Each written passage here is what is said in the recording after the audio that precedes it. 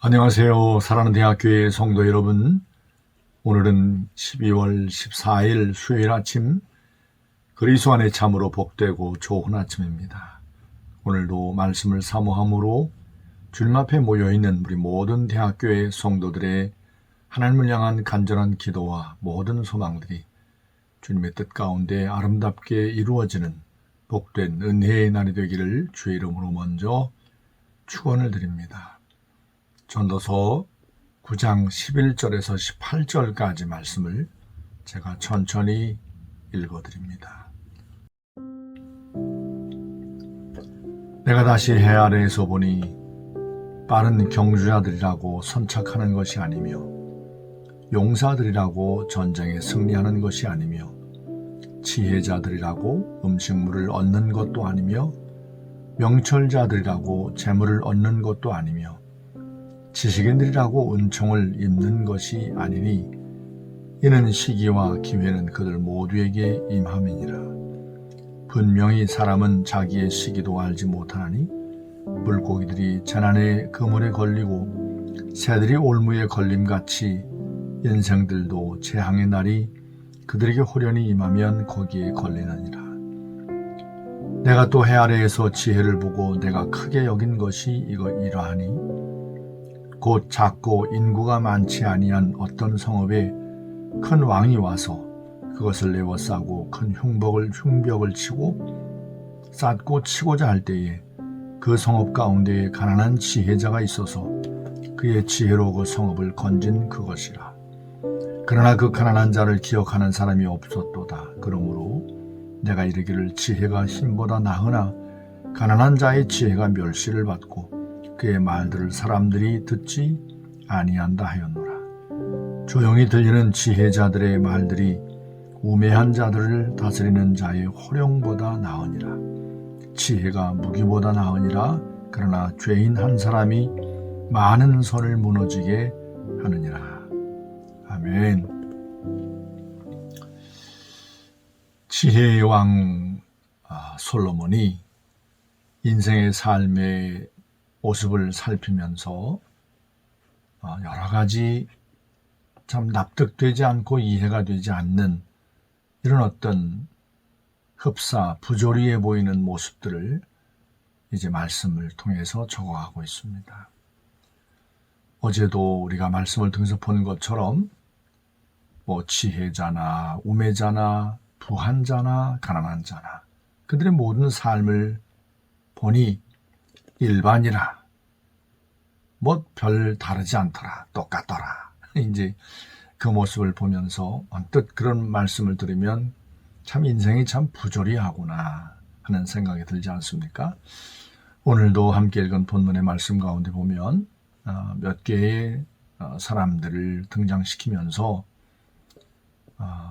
우리의 사람이 뜻대로 되지 않더라, 어떻게 보면 부조리해 보인다라고 하는 것을 적어가는 것을 볼 수 있습니다. 경주자라고 선착하는 것이 아니며 빠른 경주자라고 선착하는 것이 아니며 또 힘이 있는 용사라 할지라도 전쟁에서 반드시 승리하는 것이 아니며 또 지혜가 있다고 명철이 있다고 음식물을 얻거나 재물을 얻는 것도 아니고 지식이 있다고 사람들에게 언제나 늘 사랑을 받고 은총을 받는 것이 아니더라 하는 것을 이제 솔로몬 왕이 보았다는 거죠. 그러면서 가만히 보니까 저들의 삶 가운데 재물을 얻거나 또 은총을 입거나 승리하는 어떤 그런 시기와 기회가 있더라는 거예요. 어떻게 보면 우연처럼 보이는 그런 어떤 모습이 있더라는 겁니다. 새가 그물에 올무에 걸려서 재난을 당하는 것처럼 모든 인생들도 그 어려움과 재난을 당하는 그때를 알지 못하더라. 그리고 잘 되는 일, 재물을 얻거나 은총을 입거나 승리하거나 먼저 선착하는 어떤 이런 좋은 일들이 그들의 삶 가운데 찾아오는 것을 보면 모든 인생들이 어떤 일을 이루는 그런 시기와 기회가 주어지는 것은 아닌가라고 하는 이런 생각으로 이 오늘 본문의 말씀을 적어가고 있습니다. 헬라의 신 가운데에 카이로스라고 하는 신을 그려놓은 아마 그림을 여러분 보셨을 겁니다. 이렇게 앞머리는 이렇게 잔뜩 있지만 이 뒷머리는 없는 대머리가 되어 있는 아주 이상한 그런 모습을 하고 있는 이런 그림을 보셨을 겁니다. 우리 인생의 삶은 이렇게 기회가 찾아올 때가 있지만 그 기회가 찾아올 때에 반드시 그것을 움켜 잡아야 한다. 그래서 이제 앞에 머리가 이제 잔뜩 있는 거죠. 기회가 나에게 다가오면 움켜쥐라는 거죠. 그러나 이제 그 기회를 놓치면 기회가 지나가면 잡을 수 없다는 거죠. 잡고 싶어도 이제 머리가 없기 때문에 잡을 수 없다. 기회는 바로 이와 같은 모습이다. 이 카이로스의 어떤 신의 모습 같다라고 이제 묘사를 하는 거죠. 그러니까 사람들은 보통 우리의 삶 가운데 아주 성공적인 기회가 한 3번 정도 우리에게 찾아올 거다. 이렇게 이제 말들을 합니다. 그러나 우리가 그 기회가 언제인지 아는 자는 없잖아요. 그리고 우리 그리스도인들은 인생의 기회가 3번 찾아오는 것이 아니라 사실은 날마다 하나님의 놀라운 뜻 가운데 기회의 문은 열려 있는 거죠. 하나님께서 우리의 삶 가운데 어떤 기회를 어떤 뜻을 담아두셨는지 아무도 알지 못하기에 내가 열심히 하나님 앞에 최선을 다하지만 언제나 하나님의 놀라운 뜻이 이루어질 것을 믿고 하나님을 의뢰함으로 살아갈 때 그것이 바로 우리의 삶의 최고의 기회의 순간이 될 겁니다. 오늘 전도서는 우리의 삶 가운데 또 한 가지 그래도 아무리 곰곰이 생각을 해보아도 지혜가 참 그래도 최고더라. 그런데 안타깝게도 그 지혜를 오래도록 기억하고 그 지혜를 사모하는 자들은 많지 않더라. 지혜가 최고지만 지혜를 최고로 여겨 사는 사람들은 그리 많지 않더라는 것을 이제 13절 말씀부터 이제 적어갑니다.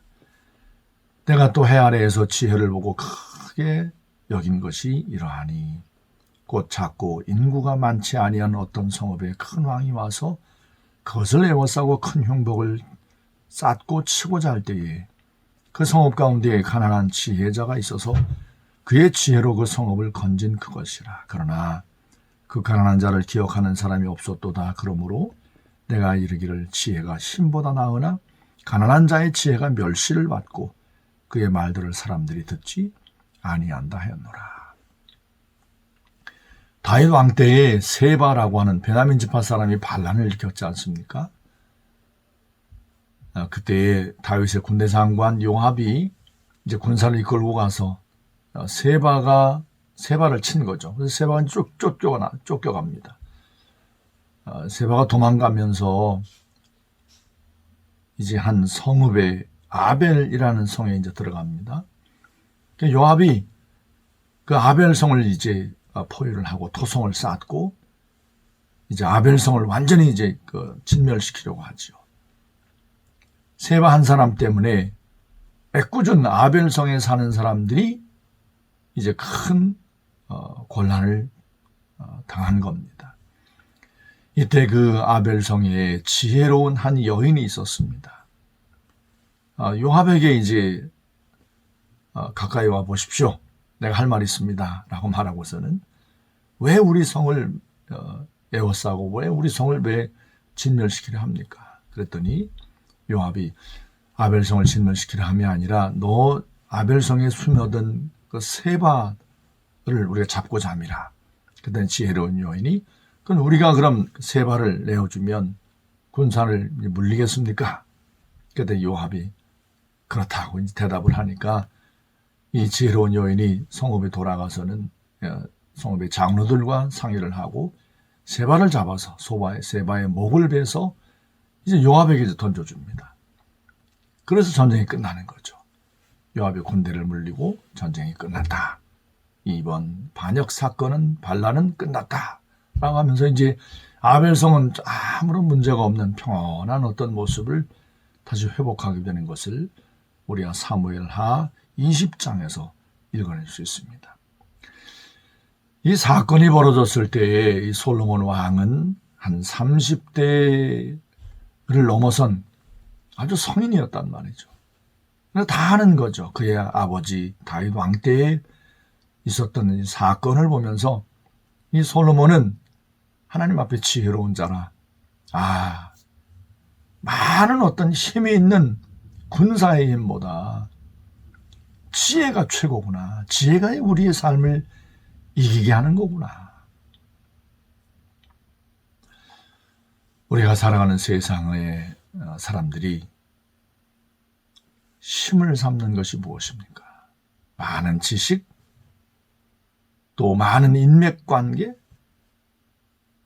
또 많은 소유한 재물, 또 많이 어떤 배웠다는 것, 어느 학교를 나왔다는 것, 어떤 이런 것들을 힘을 삼고 살아가는 이런 모습들이 많습니다. 그러나 우리의 삶을 참으로 힘이 있게 하는 것, 우리의 삶을 견고케 하는 것은 이런 보여지는 사람들이 이런 것들이 우리의 삶을 힘이 있게 할 것이라고 생각하는 것들이 진정으로 우리의 삶의 근본적인 어떤 안전한 어떤 장치는 되지 못할 겁니다. 지혜가 우리의 삶을 이렇게 견고하게 하는 겁니다. 성경은 말씀합니다. 지혜의 근본은 하나님이시라.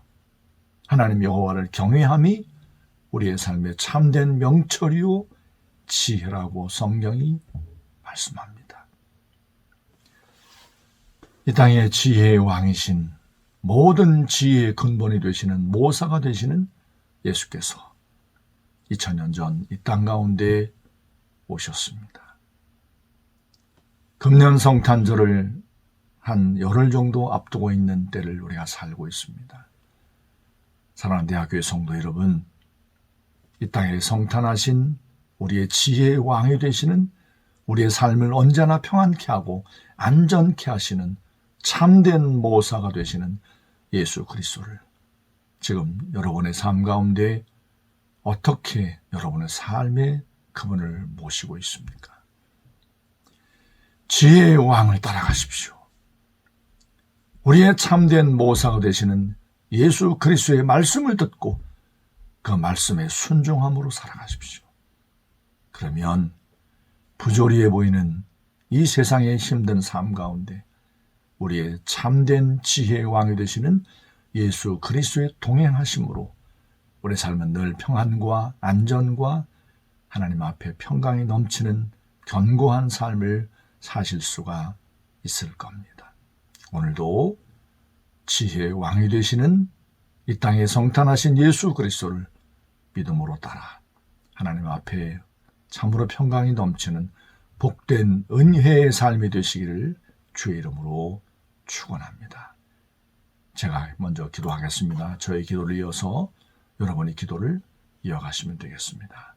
기도합니다. 살아계신 거룩하신 아버지 하나님, 오늘 이 아침도 지혜의 왕 솔로몬의 기록한 전도서 말씀을 통해서 인생의 삶의 한 단면을 우리가 똑똑히 보았습니다. 참 많은 부조리해 보이는 것들로 우리의 삶은 가득합니다. 빠른 경주자라고 선착하는 것도 아니고 지혜자라고 재물을 얻는 것도 아니고 용사라고 반드시 전쟁에서 승리하는 것도 아닌 것을 알기에 우리의 삶은 왜 이렇게 부조리하지? 왜 우리의 삶은 이런 거야? 라고 하면서 안타까운 마음을 품을 때가 참으로 많습니다. 하나님 아버지, 이 땅에는 많은 사람들이 시기와 기회가 우리의 삶 가운데 몇 번은 찾아온다고 말하지만 하나님, 우리가 분명하게 아는 것은 하나님께서 우리의 삶의 주인이시고 하나님이 지금도 살아계셔서 우리의 삶을 다스리시고 통치하시는 분이심을 우리가 믿기에 언제나 우리의 삶의 기회는 하나님의 뜻 가운데 있음을 믿고 날마다 말씀을 통하여 주어지는 하나님의 뜻을 우리가 기다립니다.